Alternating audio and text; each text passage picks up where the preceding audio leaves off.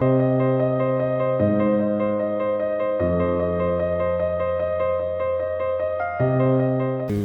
gouvernement a adopté une ordonnance pour réformer un peu les impôts sur les traitements des salaires en Côte d'Ivoire. Donc, en résumé, c'est un nouveau dispositif qui vient en lieu et place de celui qui existe maintenant. C'est une réforme qui sera d'application à partir du 1er janvier. La CEC a bien voulu nous inviter pour qu'on puisse échanger un peu avec ses partenaires sur les implications de cette nouvelle réforme-là. Anciennement, on avait un dispositif qui était composé de 3 natures d'impôts. Maintenant, on a une seule nature d'impôt, la simplification. Et aujourd'hui, le mode de calcul aussi a été fondamentalement révisé. Il paraît plus simple que dans le dispositif ancien. Donc ce sont des éléments majeurs de la réforme. Avec cette nouvelle réforme-là, l'État a bien voulu consentir près de 39 milliards en termes de charges fiscales.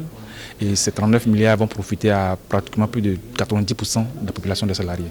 Pour la majorité des salariés, il y a une réduction, on va dire, de la charge fiscale. Le problème, c'est que pour certains salariés, ce n'est pas le cas. Et il y a donc encore des discussions pour savoir à qui va incomber la charge de cette augmentation d'impôt pour les 5% qui restent, qui ne sont pas donc dans le cadre de la réduction des impôts.